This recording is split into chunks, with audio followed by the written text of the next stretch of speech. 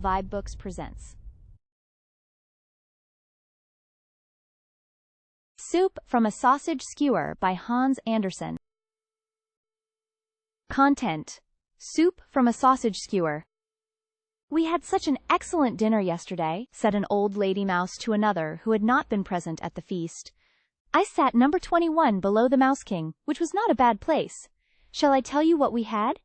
Everything was excellent: moldy bread, tallow candle, and sausage." Then, when we had finished that course, the same came on all over again. It was as good as two feasts. We were very sociable, and there was as much joking and fun as if we had been all of one family circle. Nothing was left but the sausage skewers, and this formed a subject of conversation till at last someone used the expression, soup from sausage sticks, or, as the people in the neighboring country call it, soup from a sausage skewer. Everyone had heard the expression, but no one had ever tasted the soup, much less prepared it. A capital toast was drunk to the inventor of the soup, and someone said he ought to be made a relieving officer to the poor. Was not that witty? Then the old Mouse King rose and promised that the young lady mouse, who should learn how best to prepare this much admired and savory soup, should be his queen, and a year and a day should be allowed for the purpose. "That was not at all a bad proposal," said the other mouse. "But how is the soup made?" "Ah, that is more than I can tell you." All the young lady mice were asking the same question. They wish very much to be the queen, but they do not want to take the trouble to go out into the world to learn how to make soup, which it is absolutely necessary to do first. It is not everyone who would care to leave her family or her happy corner by the fireside at home, even to be made queen. It is not always easy in foreign lands to find bacon and cheese rind every day, and, after all, it is not pleasant to endure hunger and perhaps be eaten alive by the cat. Probably some such thoughts as these discouraged the majority from going out into the world to collect the required information. Only 4 mice gave notice that they were ready to set out on the journey. They were young and sprightly, but poor. Each of them wished to visit one of the 4 divisions of the world, to see which of them would be most favored by fortune. Each took a sausage skewer as a traveler's staff, and to remind her of the object of her journey. They left home early in May, and none of them returned till the 1st of May in the following year, and then only 3 of them. Nothing was seen or heard of the 4th, although the day of decision was close at hand. "Ah, yes, there is always some trouble mingled with the greatest pleasure," said the Mouse King, but he gave orders that all the mice within a circle of many miles should be invited at once. They were to assemble in the kitchen, and the 3 travelers were to stand in a row before them, and a sausage skewer covered with crepe was to stand in the place of the missing mouse. No one dared express an opinion until the king spoke and desired one of them to proceed with her story. And now we shall hear what she said. "When I first went out into the world," said the little mouse, "I fancied, as so many of my age do, that I already knew everything. But it was not so. It takes years to acquire great knowledge. I went at once to sea, in a ship bound for the north. I had been told that the ship's cook must know how to prepare every dish at sea, and it is easy enough to do that with plenty of sides of bacon, and large tubs of salt meat and musty flour. There I found plenty of delicate food, but no opportunity to learn how to make soup from a sausage skewer. We sailed on for many days and nights. The ship rocked fearfully, and we did not escape without a wetting. As soon as we arrived at the port to which the ship was bound, I left it, and went on shore at a place far towards the north. It is a wonderful thing to leave your own little corner at home, to hide yourself in a ship where there are sure to be some nice snug corners for shelter, then suddenly to find yourself thousands of miles away in a foreign land. I saw large, pathless forests of pine and birch trees, which smelt so strong that I sneezed and thought of sausage. There were great lakes also, which looked as black as ink at a distance, but were quite clear when I came close to them. Large swans were floating upon them, and I thought at first they were only foam, they lay so still. But when I saw them walk and fly, I knew directly what they were. They belonged to the goose species. One could see that by their walk, for no one can successfully disguise his family descent. I kept with my own kind and associated with the forest and field mice, who, however, knew very little.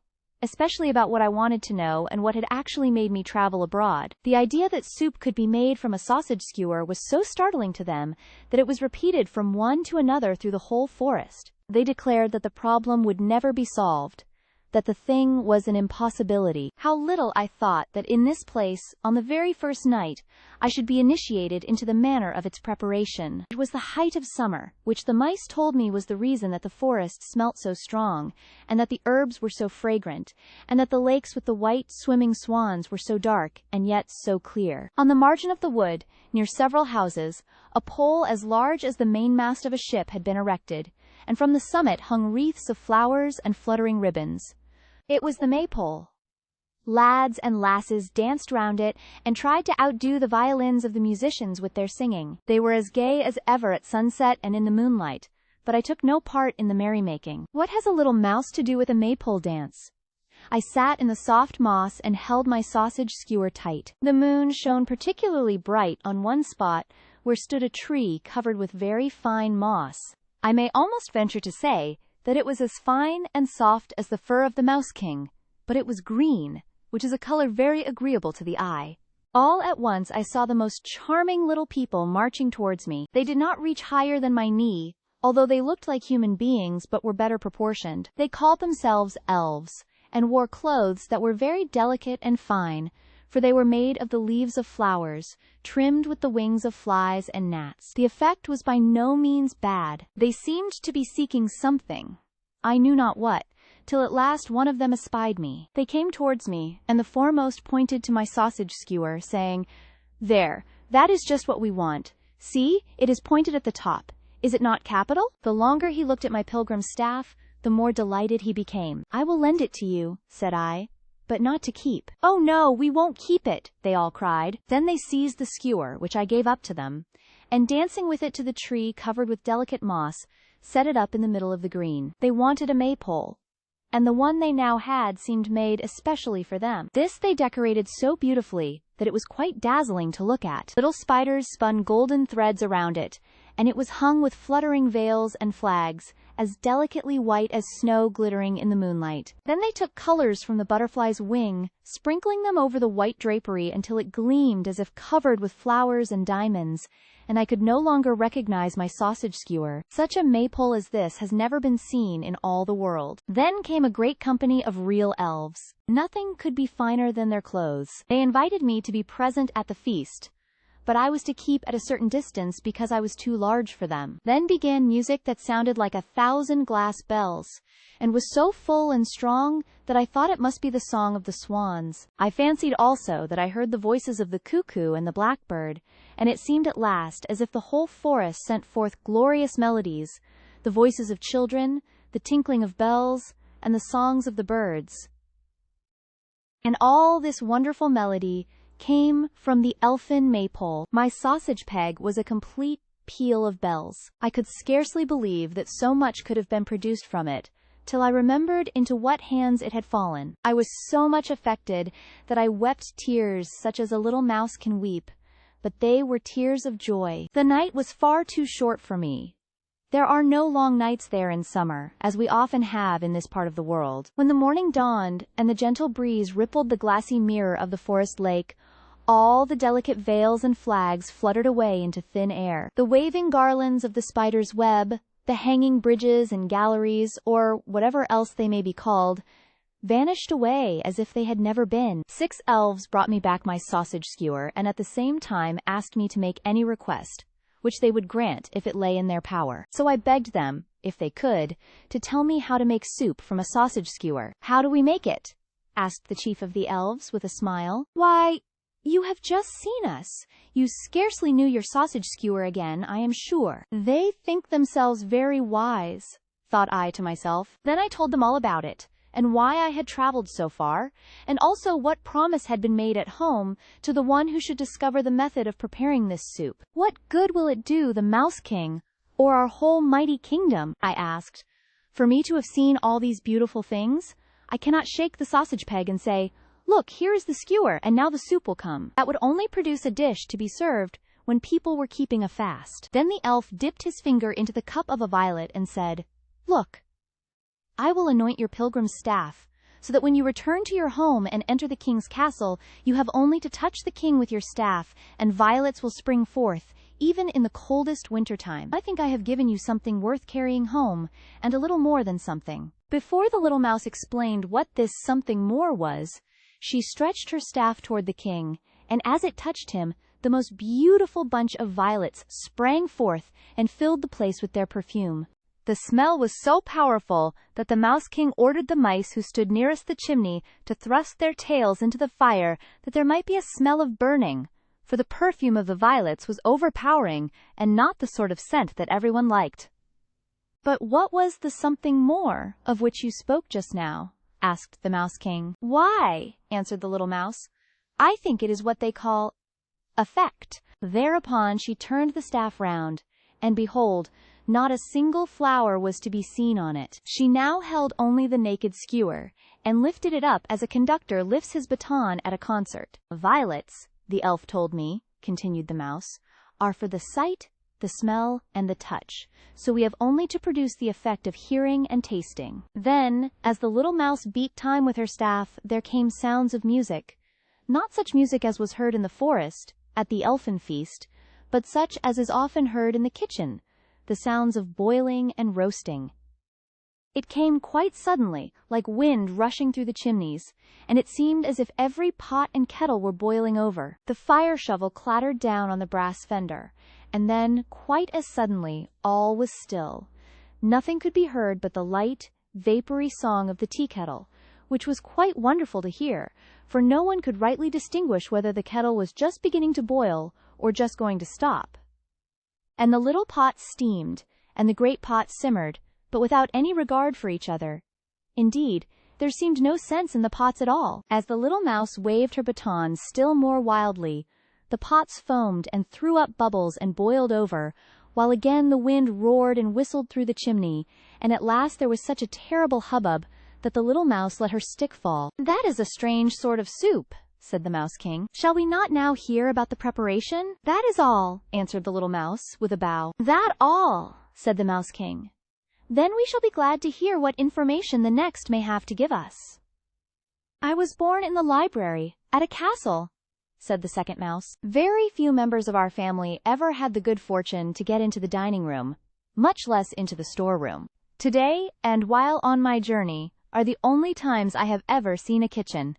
We were often obliged to suffer hunger in the library, but we gained a great deal of knowledge. The rumor reached us of the royal prize offered to those who should be able to make soup from a sausage skewer. Then my old grandmother sought out a manuscript, which she herself could not read, to be sure, but she had heard it read, and in it were written these words: 'Those who are poets can make soup of sausage skewers.' She asked me if I was a poet. I told her I felt myself quite innocent of any such pretensions. Then she said I must go out and make myself a poet. I asked again what I should be required to do, for it seemed to me quite as difficult as to find out how to make soup of a sausage skewer. My grandmother had heard a great deal of reading in her day, and she told me that 3 principal qualifications were necessary: understanding, imagination, and feeling. If you can manage to acquire these 3, you will be a poet, and the sausage skewer soup will seem quite simple to you. So I went forth into the world and turned my steps toward the west, that I might become a poet. Understanding is the most important matter of all. I was sure of that, for the other 2 qualifications are not thought much of. So I went first to seek understanding. Where was I to find it? "Go to the ant and learn wisdom," said the great Jewish king. I learned this from living in a library, so I went straight on till I came to the first great ant hill. There I set myself to watch, that I might become wise. The ants are a very respectable people. They are wisdom itself. All they do is like the working of a sum in arithmetic, which comes right. To work and to lay eggs, say they, and to provide for posterity is to live out your time properly. This they truly do. They are divided into clean and dirty ants, and their rank is indicated by a number. The ant queen is number 1. Her opinion is the only correct one on everything, and she seems to have in her the wisdom of the whole world. This was just what I wished to acquire. She said a great deal that was no doubt very clever, yet it sounded like nonsense to me. She said the ant hill was the loftiest thing in the world. although close to the mound stood a tall tree which no one could deny was loftier, much loftier. Yet she made no mention of the tree. One evening an ant lost herself on this tree. She had crept up the stem, not nearly to the top, but higher than any ant had ever ventured, and when at last she returned home, she said that she had found something in her travels much higher than the anthill. The rest of the ants considered this an insult to the whole community, and condemned her to wear a muzzle and live in perpetual solitude. A short time afterwards, another ant got on the tree and made the same journey and the same discovery. But she spoke of it cautiously and indefinitely, and as she was one of the superior ants and very much respected, they believed her. And when she died, they erected an eggshell as a monument to her memory, for they cultivated a great respect for science. "I saw," said the little mouse, "that the ants were always running to and fro with their burdens on their backs. Once I saw one of them, who had dropped her load, try very hard to raise it again, but she did not succeed. 2 others came up and tried with all their strength to help her, till they nearly dropped their own burdens. Then they were obliged to stop a moment, for everyone must think of himself first." The Ant Queen remarked that their conduct that day showed that they possessed kind hearts and good understanding. "These 2 qualities," she continued, "place us ants in the highest degree above all other reasonable beings. Understanding must therefore stand out prominently among us, and my wisdom is greatest." So saying, she raised herself on her 2 hind legs, that no one else might be mistaken for her. I could not, therefore, have made a mistake, so I ate her up. We are to go to the ants to learn wisdom, and I had secured the queen. I now turned and went nearer to the lofty tree already mentioned, which was an oak. It had a tall trunk, with a wide-spreading top, and was very old. I knew that a living being dwelt here, a dryad, as she is called, who is born with the tree and dies with it. I had heard this in the library, and here was just such a tree, and in it an oak maiden. She uttered a terrible scream when she caught sight of me so near to her. Like women, she was very much afraid of mice, and she had more real cause for fear than they have, for I might have gnawed through the tree on which her life depended. I spoke to her in a friendly manner, and begged her to take courage. At last she took me up in her delicate hand, and I told her what had brought me out into the world. She told me that perhaps on that very evening she would be able to obtain for me one of the 2 treasures for which I was seeking. She told me that Fantisus, the genius of the imagination, was her very dear friend, that he was as beautiful as the god of love, that he rested many an hour with her under the leafy boughs of the tree, which then rustled and waved more than ever. He called her his dryad, she said, and the tree his tree, for the grand old oak with its gnarled trunk was just to his taste. The root, which spread deep into the earth, and the top, which rose high in the fresh air, knew the value of the drifting snow, the keen wind, and the warm sunshine, as it ought to be known. "Yes," continued the dryad, "the birds sing up above in the branches, and talk to each other about the beautiful fields they have visited in foreign lands. On one of the withered boughs a stork has built his nest. It is beautifully arranged, and, besides, it is pleasant to hear a little about the land of the pyramids." All this pleases Fantisus, but it is not enough for him. I am obliged to relate to him of my life in the woods, and to go back to my childhood, when I was little, and the tree so small and delicate that a stinging nettle could overshadow it, and I have to tell everything that has happened since then until now, when the tree is so large and strong. Sit you down now under the green bindwood, and pay attention. When Fantasus comes, I will find an opportunity to lay hold of his wing, and to pull out one of the little feathers. That feather you shall have. A better was never given to any poet, and it will be quite enough for you. And when Fantisus came, the feather was plucked, said the little mouse, and I seized and put it in water, and kept it there till it was quite soft. It was very heavy and indigestible, but I managed to nibble it up at last. It is not so easy to nibble oneself into a poet. There are so many things to get through. Now, however, I had 2 of them, understanding and imagination, and through these I knew that the 3rd was to be found in the library. A great man has said and written that there are novels whose sole and only use appears to be to attempt to relieve mankind of overflowing tears, a kind of sponge, in fact, for sucking up feelings and emotions. I remembered a few of these books. They had always appeared tempting to the appetite, for they had been much read and were so greasy that they must have absorbed no end of emotions in themselves. I retraced my steps to the library and literally devoured a whole novel. That is, properly speaking, the interior, or soft part of it. The crust, or binding, I left. When I had digested not only this but a second, I felt a stirring within me. I then ate a small piece of a third romance and felt myself a poet. I said it to myself and told others the same. I had headache and backache, and I cannot tell what aches besides. I thought over all the stories that may be said to be connected with sausage pegs, and all that has ever been written about skewers and sticks and staves and splinters came to my thoughts. The Ant Queen must have had a wonderfully clear understanding. I remembered the man who placed in his mouth a white stick, by which he could make himself and the stick invisible. I thought of sticks as hobby horses, staves of music or rhyme, of breaking a stick over a man's back, and of heaven knows how many more phrases of the same sort, relating to sticks, staves, and skewers. All my thoughts ran on skewers, sticks of wood, and staves. As I am at last a poet, and have worked terribly hard to make myself one, I can of course make poetry on anything. I shall therefore be able to wait upon you every day in the week with a poetical history of a skewer. And that is my soup. In that case, said the Mouse King, we will hear what the third mouse has to say. Squeak, squeak, cried a little mouse at the kitchen door. It was the fourth, and not the third, of the four who were contending for the prize, the one whom the rest supposed to be dead. She shot in like an arrow and overturned the sausage peg that had been covered with crepe. She had been running day and night, for although she had traveled in a baggage train, by railway, yet she had arrived almost too late. She pressed forward, looking very much ruffled. She had lost her sausage skewer but not her voice, and she began to speak at once, as if they waited only for her and would hear her only, as if nothing else in the world were of the least consequence. She spoke out so clearly and plainly, and she had come in so suddenly, that no one had time to stop her or to say a word while she was speaking. This is what she said. I started off at once to the largest town, said she, but the name of it has escaped me.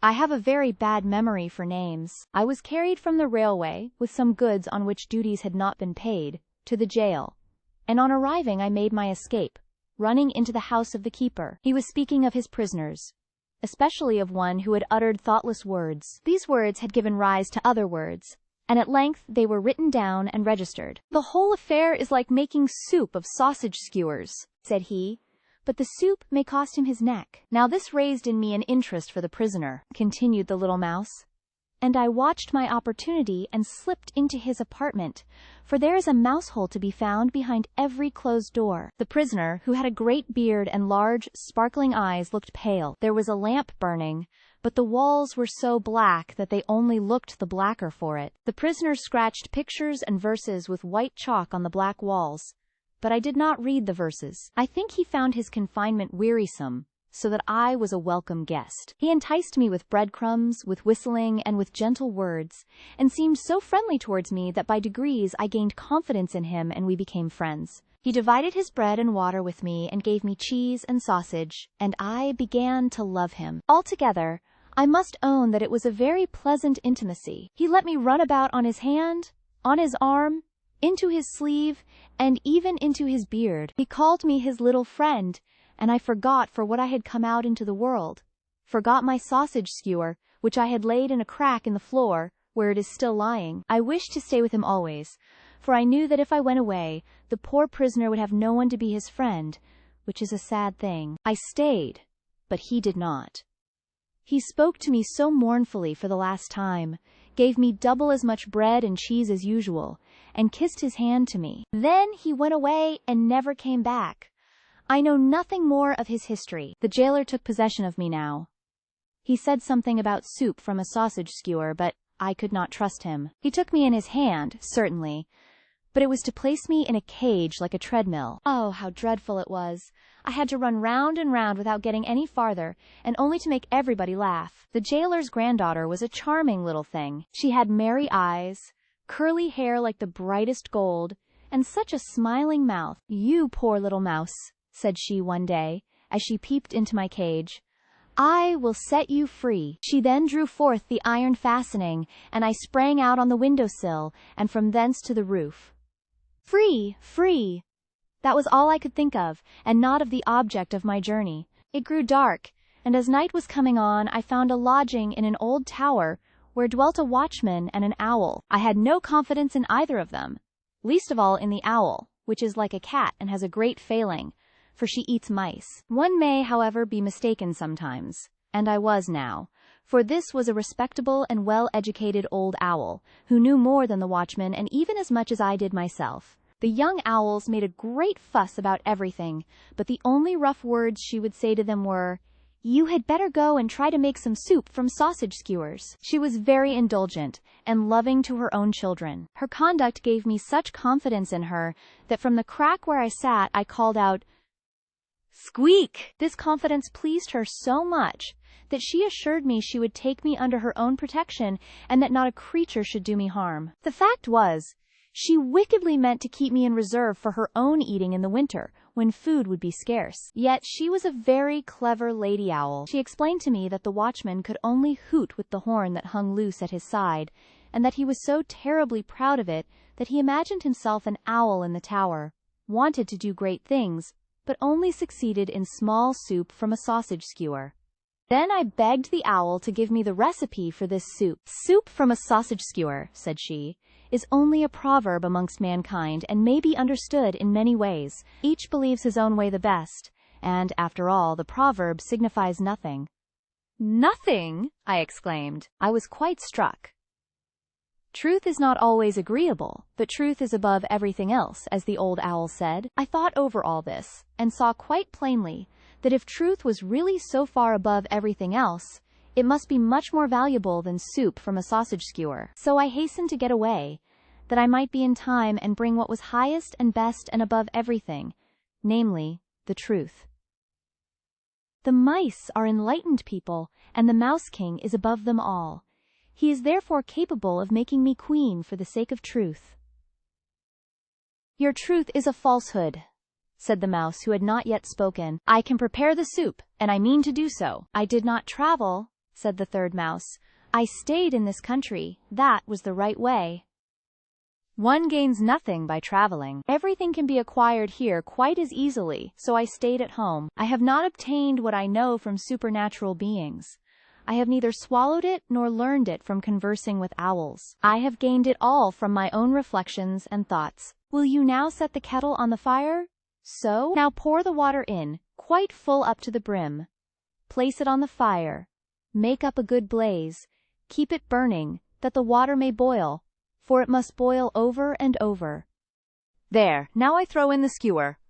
Will the Mouse King be pleased now to dip his tail into the boiling water and stir it round with the tail? The longer the king stirs it, the stronger the soup will become. Nothing more is necessary, only to stir it. "Can no one else do this?" asked the king. "No," said the mouse.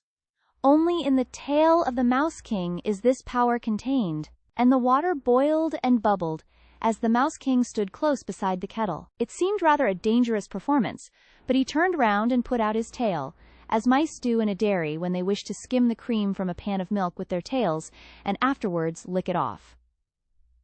But the Mouse King's tail had only just touched the hot steam, when he sprang away from the chimney in a great hurry, exclaiming, "Oh, certainly, by all means, you must be my queen. We will let the soup question rest till our golden wedding, 50 years hence, so that the poor in my kingdom, who are then to have plenty of food, will have something to look forward to for a long time, with great joy." And very soon the wedding took place. Many of the mice, however, as they were returning home, said that the soup could not be properly called soup from a sausage skewer, but soup from a mouse's tail. They acknowledged that some of the stories were very well told, but thought that the whole might have been managed differently. Thank you for tuning in to vibeBooks. We hope you enjoyed this journey. Please consider liking, commenting, and subscribing to our channel. Check out our playlist or explore vibeBooks for more classic stories. Until next time, happy listening.